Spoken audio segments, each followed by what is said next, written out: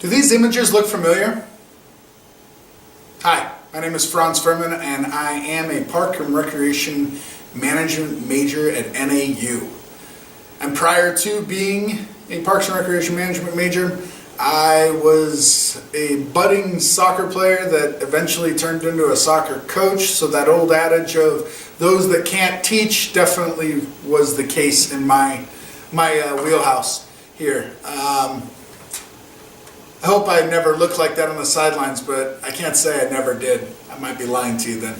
Let's get started. Today we're going to talk about how to improve sportsmanship through recreational youth sports programs.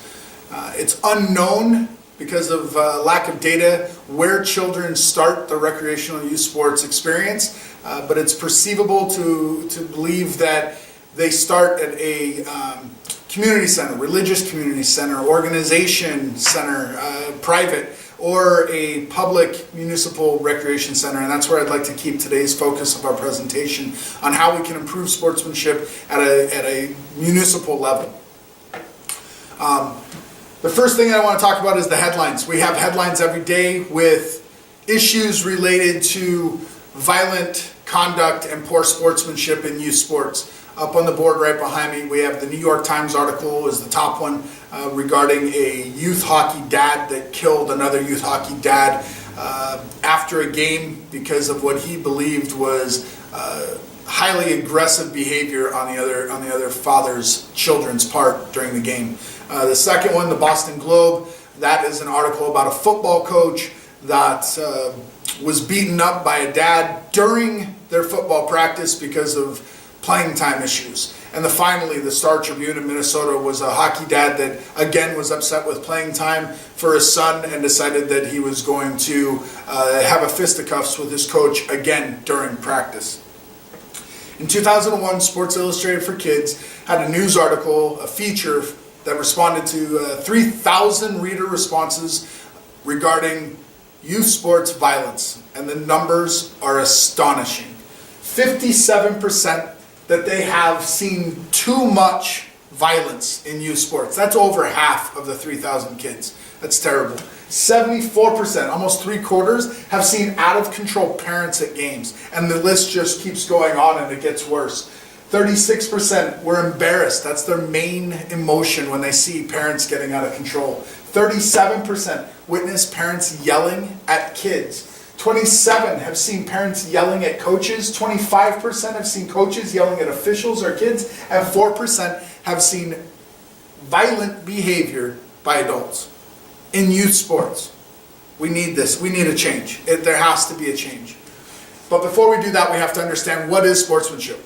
And the Merriam-Webster's dictionary says, fair play, respect for opponents, and polite behavior by someone who is competing in a sport or other competition. So it's thereby conceivable to believe that positive sportsmanship is a person that has respect for his opponents, that uses polite behavior with everybody on the playing field, and plays by the rules. And consequently, negative sportsmanship would be the opposite, right? Somebody that doesn't have respect for his opponents or her opponents, doesn't utilize politeness in any way, shape, or form, and attempts to break the rules during the game.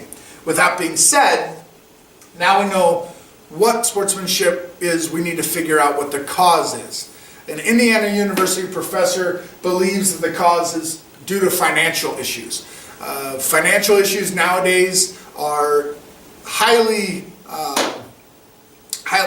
let's say, club experience is highly expensive. And so those financial pressures build up, and it creates another event which is below in the trophies, and that's a win-at-all-costs mentality. That win-at-all-costs mentality leads parents to break down their emotion and have a lack of judgment and a lack of emotion, and that's when these displays of poor sportsmanship and violence occur, and that's why we've got the money, the trophies, and then the emotional changes that occur. Finally, now that we know, what do we do about it? What can we do? And there's two ways that we can go about it. We can just deal with the after effects, and we can figure out punishments and hand out penalties and kind of go that route, or we can try and hit the issue at the root cause, at changing the behavior from the get-go. In Glendale, they went with the secondary approach. City of Glendale, Arizona, although not reported by Kent Summers of the Arizona Republic as to having any issues or negative displays of sportsmanship, what they decided to do though in one of their basketball leagues back in 2000 was that they were going to have a completely silent Saturday about 3/4 of the way through the season. And this Silent Saturday issue wasn't an original idea. It was adapted from an Ohio soccer league and a Maryland basketball league. And what the idea was that we're going to take a league game and we're not going to allow coaches to coach. We're not going to allow parents to yell instructions or scream and yell. We'll just allow polite clapping, and we'll listen to the game itself. Kids talking, kids playing, kids moving, ball bouncing, ball hitting off the rim, and that's all it's going to be. And Chris Gallagher, who is the sports director, actually I think the recreation director for the city of Glendale at the time, felt that this was something that they wanted to do to showcase the skills of the players. Although Kent Summers' article then refers later on that it's really put into place because of a growing trend of poor sportsmanship and violence in youth sports.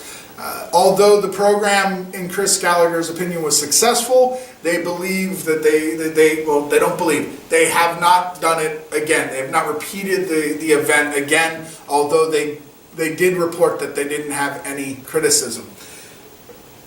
There was, however, criticism in Maryland.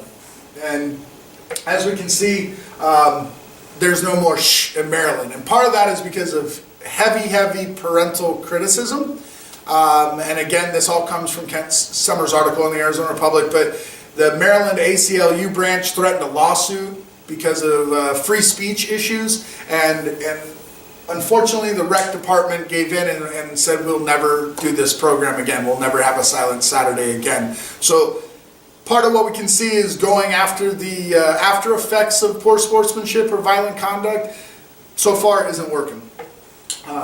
So another part of that after effect, it's a little bit of a warning shot over the bow, but the city of Phoenix, Councilwoman Peggy Neely in a Ty Young article with Arizona Republic, they decided that they were going to try and come up with a code of conduct that was global, that went for all organizations that used any of their parks. So that's a private club, soccer club, football club, that's a public City of Phoenix softball league. It could be a religious organization. Anybody that was going to use one of the City of Phoenix's parks had to sign off on the code of conduct. A couple issues came up. Nobody in the country had a global code of conduct for private and public entities. And eventually this legislation did not pass, it did not go through. And Peggy Neely's idea, because brought on by too many complaints of coaches displaying poor sportsmanship and not being held accountable, ended up not coming to fruition. Although, we will talk about code of conducts down the road here in a second. There's two case studies I want to talk about, and both of them are by Banning, Paisley, and Wells. The first case study is in how we can improve sportsmanship through referees. And I think it's a great concept, a great idea. I was a referee at one point for soccer as well. And I believe that this is probably one of the best ways to get at the root, the cause of all the issues. Referees hold 50% of the fans in jeopardy every time they put their whistle to the lips. So this one talked about how Banning, Paisley, and Wells went into a community center and took two groups of referees and told one group just referee like you always do, and then they took the second group and they trained that second group in pro-social modeling behavior, picking a player up off the ground to when they fell so that others could see that it's okay to help out up an opponent or help up somebody, hopefully enticing opponents to help each other as well as their teammates up off the floor, as well as other types of behaviors they can do. Another thing that they trained their referees on was how they could reward players when they saw something happen. So if you have a player that does reach out a hand and pick up an opponent, not just let that moment go by, but actually make sure that you say something and you encase it in a positive comment so that both players understand that that was a good thing that just happened. And what the whole goal is that if a referee picks up a player, it's going to turn into a player picking up a player. And I think that's a really good cause and effect of how we can deal with the issue to get moving and move that needle on the improvement of sportsmanship scale. The other case study was benefits-based modeling. We've all done it, especially here at NAU in our classes. Benefits-based modeling. Identify your target issue and then identify your goals. And so Paisley Wells and Banning went into another recreation center actually 2 recreation centers for another city. City came to them and said, we want to improve sportsmanship. So they took one recreation center and said, run your basketball leagues the way you always have, and any issues that come up, just document and report them. Then they took the other recreation center and they trained their employees. They identified their target issues, which was an increase in poor sportsmanship and negative behaviors, and they identified their goals, which was to make it better, more friendly community environment for the kids. And then they trained them on all those other things that we talked about with the referees. They trained them with the employees. They trained them with the coaches, having fun at practice and enjoying what they're doing, not just having to learn skills and try and win at all costs. At the end of both case studies, there was a marked improvement in sportsmanship. But this second one, this benefits-based, we want to go from stomping on our opponent to helping them tie their shoe. Next, future recommendations. And this is where we kind of want to delve into what's out there to help us change the culture. And National Alliance for Youth Sports partnered with the National Recreation and Parks Association to come up with basically a guideline. It was a position paper that told you how you could change your organizational culture from the top down to improve sportsmanship for youth sports. And it's real simple: reform, education, accountability. But the 3 steps that they have was adopt a resolution that details your philosophy, explains what behaviors are good and bad and what's acceptable and not. Step 2 is appoint a professional administrator that oversees the league and discusses and helps parents, players, coaches, spectators, referees, facility users, facility managers, helps everybody, kind of brings them all into the same circle and facilitates and ensures that the third part is going to take place, and that's to be accountable. That every person that's involved in the youth sports league is accountable for their actions. No questions asked. If a bad thing happens, there is going to be some sort of retribution. You're going to have a penalty of some sort. But if something good happens, the opposite is true too. And if we have these 3 things in place, we can then build a foundation that will help lead our community centers into being true family community centers with improved sportsmanship and not any negative or violent displays by adults due to the win at all cost mentality. Other recommendations: ethics for youth sports has behavior agreements, or what we can say code of conduct. Mr. Heinzman, an author, he believes that the code of conduct is only a strategy that has to be implemented with something else, and he also proposes to do a code of conduct with a preseason parent orientation where everything's laid out on the table in front of you, lets you know what's going on and what the league's all about before you ever get started in practices and games. Finally, conclusion. We want to wrap this up because we're getting close to 15 minutes here, and I know you guys want to get out of here as well as I do. So let's just wrap it up real fast with this real quick little deal. Fred Eng, he is the founder of the National Alliance for Youth Sports.